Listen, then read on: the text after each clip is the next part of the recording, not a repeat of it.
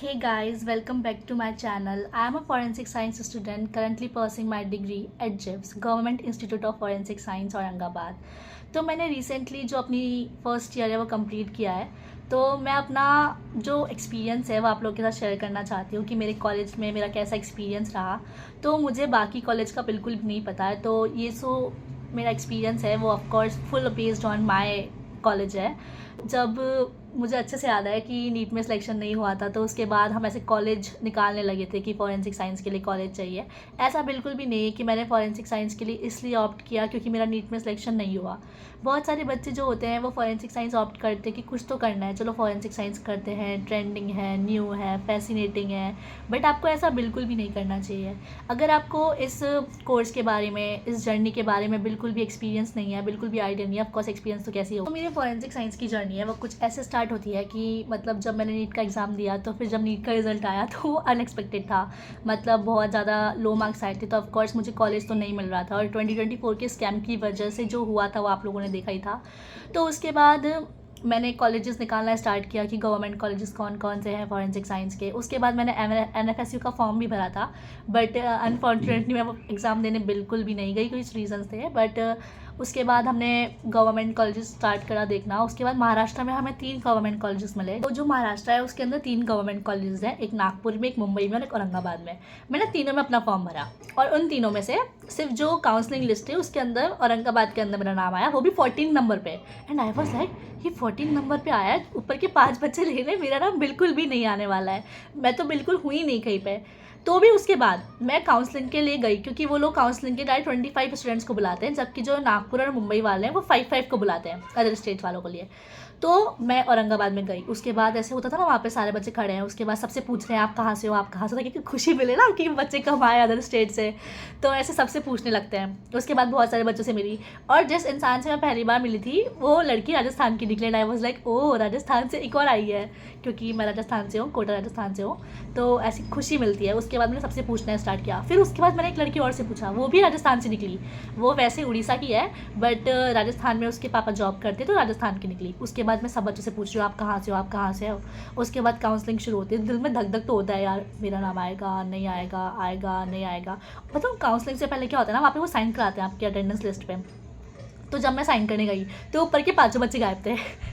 वो जो उड़ीसा वाली लड़की थी वो 6 नंबर पे थी। उसके बाद कंटिन्यूसली बच्चे चलते गए, मेरा पीछे नाम था 14 नंबर में, साइन करके आ गई। मैं देख रही थी बच्चे तो कम ही आए, ठीक है ठीक है। और जहाँ पे हम जो टोटल लोग थे ना वो 5 थे, मतलब टोटल लोग 5 ही थे। मुझे अदर स्टेट की जब मिले, जब जिनसे लोगों से मैंने बात करी, जब लोगों मिले मुझे मिले, तो मतलब तो ऐसे ना खुशी मिलती है कि मतलब 5 ही लोग आए हैं अदर स्टेट से, तो मतलब सिलेक्शन तो कहीं ना कहीं हो जाएगा। ऐसे मैं काउंटिंग कर रही थी।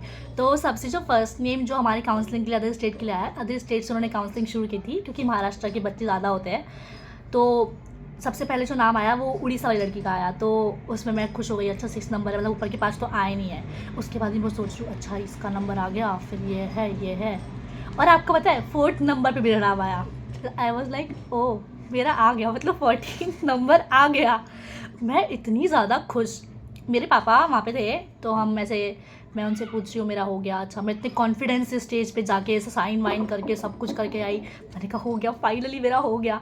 इतनी खुशी हो रही थी। उसके बाद जब हम बाहर आए तो हमें पता चला कि यहाँ पे मतलब लड़कियों के रहने के लिए हॉस्टल नहीं है, मतलब जो अदर स्टेट के बच्चे हैं उनके लिए हॉस्टल्स नहीं है, उनके लिए ऐसा कुछ नहीं है। बट बाद में पता चला कि फैसिलिटीज़ तो अच्छी हैं, मतलब कॉलेज अच्छा है, उसका NAAC ग्रेड बहुत अच्छा है। फिर सर ने कॉलेज के बारे में बताया। वैसे कॉलेज का इंफ्रास्ट्रक्चर कोई इतना खास अच्छा बिल्कुल भी नहीं है। आप क्या एक्सपेक्ट करते हैं, गवर्नमेंट कॉलेजेस के इंफ्रास्ट्रक्चर फिर भी ठीक होते हैं, उसका ठीक है, मतलब ठीक है, इतना बुरा भी नहीं है बट इतना अच्छा भी नहीं है। बट जो एजुकेशनल इंफ्रास्ट्रक्चर है वो बहुत ज़्यादा अच्छा है। फिर उसके बाद हमें एक फॉर्म दिया गया, उसमें हमें सब कुछ फिलअप करना पड़ा। फिर उसमें वो आता है कि आपको, फिर जब NEP आई तो उसके अंदर फिजिक्स, केमिस्ट्री, बायो और साइबर में से आपको एक ही सब्जेक्ट पढ़ना होता था, आपको चारों नहीं पढ़ने होते हैं। मुझे लगा मुझे सिर्फ फॉरेंसिक साइंस सब्जेक्ट पढ़ना है, या फिर एक साइबर भी पढ़ लूँगी, चलो मैंने उसका प्रेफरेंस टिक किया, तो 4 सब्जेक्ट नहीं पढ़ने पड़ेंगे। बट जब मैं फर्स्ट ईयर में एंटर हुई, I was like with 8 subjects, मुझे 8 सब्जेक्ट पढ़ने पड़े। 8 सब्जेक्ट में फॉरेंसिक साइंस, साइबर तो आपका कंपलसरी होता है, साइकोलॉजी, मुझे साइकोलॉजी पढ़ाया गया। मैं सोचती थी फॉरेंसिक साइंस पढ़ने आई हूँ, साइकोलॉजी क्यों पढ़ना है मुझे, साइकोलॉजी। फिर हमने साइकोलॉजी पढ़ना स्टार्ट किया, नॉर्मल साइकोलॉजी जो बीएससी वाले लोग पढ़ते हैं उन्होंने वही हमें पढ़ा। उसके बाद क्रिमिनोलॉजी आई, हमारी क्रिमिनोलॉजी इंट्रोड्यूस हुई, सिर्फ इंट्रोड्यूस हुई एक चैप्टर से, सिर्फ एक चैप्टर। और वो जब सैम में आया तो मैं वो पूरा चैप्टर छोड़ के गई, क्योंकि क्या होता था ना, सैम हमारे 30 मार्क्स का सैम होता है, तो उसमें क्या होता है जो लॉन्ग क्वेश्चंस आते हैं नीचे वाले, लॉन्ग क्वेश्चंस जो आते हैं वो 6 आते हैं। तो हमने ऐसा दिमाग लगाया 2 आएंगे तो ये वाली यूनिट छोड़ के जाते हैं, ऊपर की जो 2 यूनिट है वो पढ़ते हैं। जब हमारा फर्स्ट सेम हुआ तो मेरे अच्छे नंबर आए थे, मतलब फर्स्ट सेम में जो मेरे सब्जेक्ट्स थे वो थे, इंग्लिश भी था, इंग्लिश सब्जेक्ट। फिर हमने IKS पढ़ा। IKS is generally Indian knowledge system, but उन्होंने सिर्फ हमें मराठवाड़ा पढ़ाया, मराठवाड़ा के संत, मराठवाड़ा में कितने डिस्ट्रिक्ट है, मराठवाड़ा कैसा बना, उसका फिजिकल, उसका सोशल, उसका जोग्राफिकल एनवायरनमेंट कैसा है, वो सब कुछ पढ़ा हमने। फिर आई वॉज लाइक हमने IKS में इंडियन नॉलेज सिस्टम कहाँ पढ़ा, हमने सिर्फ महाराष्ट्र पढ़ा, इसका नाम MKS क्यों नहीं है, मराठवाड़ा नॉलेज सिस्टम। फिर उसके बाद हमारा फर्स्ट सेम अच्छे से निकला, और भी सब्जेक्ट थे, IT मैंने पढ़ा, और एक स्किल एनहेंसमेंट कोर्स इंट्रोड्यूस हुआ है NEP में, जो 2024 में ही हुआ है। तो उसके अंदर 6 स्किल्स हमें दी गई थी, मुझे अच्छे से याद है, photography, instrumentation in physical skills जो कि फिजिक्स के लिए था, फिर केमिस्ट्री वाला, लाइफ स्किल्स वाला, एक्सेल वाला, और ड्राफ्टिंग कमेटी वाला कुछ तो था। तो मेरे को बहुत ज़्यादा फैसिनेटिंग लगा, तो मैंने फॉरेंसिक फोटोग्राफी ली, जो फॉरेंसिक फोटोग्राफी लेते हैं। मैंने कहा अच्छी बात है यार, फोटोग्राफी थोड़ा अलग अलग, और ऐसे ही होता है मेरे साथ। तो मतलब मैंने फ़ोटोग्राफी लिया, फिर हम फोटोग्राफी करने गए, तो पूरी फोटोग्राफी पूरी फिजिक्स डाल दी उन्होंने, पूरे रे ऑप्टिक्स, हमसे अभी भी रे ऑप्टिक्स के डायग्राम बना रहे हैं। बट कोई ना, इंटरेस्ट ही तो था हमें, ऐसे कैमरा लेके फिर हमने पूरा ऐसे फ़ोटोज़ वगैरह खींचे फॉरेंसिक के, बहुत अच्छी फीलिंग आ रही थी, ऐसे कोट वगैरह पहन के, मास्क लगा के, ग्लव्स पहन के।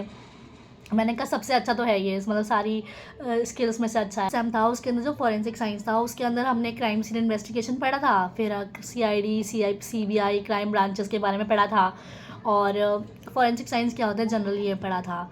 बाकी हमने लॉज वगैरह भी पढ़े थे, जो कि 2 ऑप्शंस में थे, NDPS और IPR।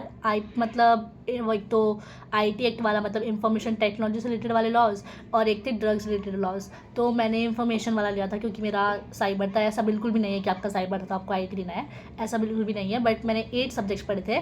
ये बहुत सारे कॉलेज में डिफ़र कर सकता है, प्राइवेट में भी, और या फिर अगर गवर्नमेंट कॉलेज भी अलग अलग है तो सब्जेक्ट्स डिफ़र कर सकते हैं। बस मोस्ट प्रोबेबली जो गवर्नमेंट कॉलेज है वो सेम फॉलो करेगा, क्योंकि वो NEP को फॉलो करता है। तो फिर उसके बाद सेकंड सेम आया। अब सेकंड सेम के लिए बताऊँ क्या था, हमारा इंग्लिश जो सब्जेक्ट था वो चेंज होने वाला था, और जो IKS था वो भी चेंज होने वाला था। जब इंग्लिश सब्जेक्ट आया तो हमें 5 की चॉइस मिली, हमें मिली मराठी, हिंदी और अरेबिक और उर्दू, ये 4 सब्जेक्ट की चॉइस हमें मिली।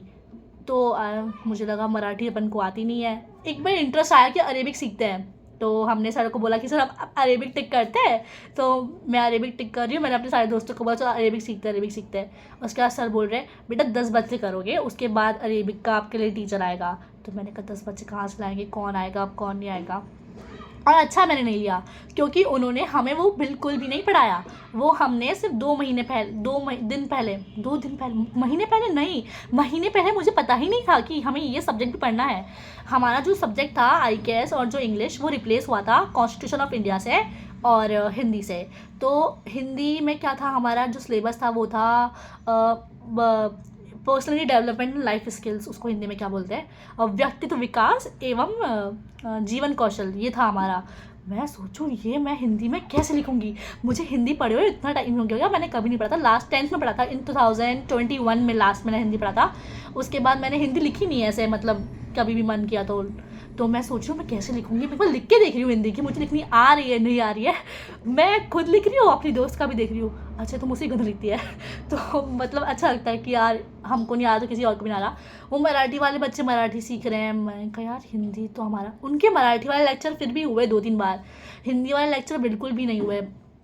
पिछली बार इंग्लिश वाले तो फिर भी हुए थे। कॉन्स्टिट्यूशन ऑफ इंडिया सही से हुआ, सर ने ऑनलाइन लेक्चर्स भी लिए, क्योंकि हमारे बहुत सारे लेक्चर्स मिस हुए थे, क्योंकि वो प्रोग्राम्स आ रहे हैं, कभी कॉन्फ्रेंसेस आ रही है, कभी वर्कशॉप्स आ रहे हैं, और हमारा जो लेक्चर होता था वो हफ्ते में एक बार होता था। तो इस वजह से हमारे बहुत सारे कॉन्स्टिट्यूशन के लेक्चर मिस हुए, तो सर ने वो ऑनलाइन लेके कवर किया। बट जो हिंदी है वो बिल्कुल नहीं हुआ। फिर हमारे एग्ज़ाम्स हुए, कुछ तो लिख के आए हम हिंदी में, ऐसे सोचते थे वो ऊपर के MCQ आए वो कर लेंगे कैसे ना कैसे करके, थोड़ा थ्योरी में लिख देंगे तो मार्क्स मिल जाएंगे। बहुत मुश्किल से, पता नहीं क्या होगा। अब रिजल्ट तो अभी आया नहीं है, बट मेरा फर्स्ट सेम बहुत अच्छा निकला है, मतलब फर्स्ट ईयर बहुत अच्छा निकला है। और जो हमारा कॉलेज है वो क्या इंस्टीट्यूट टाइप है, तो ऐसा नहीं है कि आपको एक कॉलेज वाली फीलिंग आएगी, थोड़ा आपको डिसिप्लिन मेंटेन करना पड़ेगा वहाँ पे।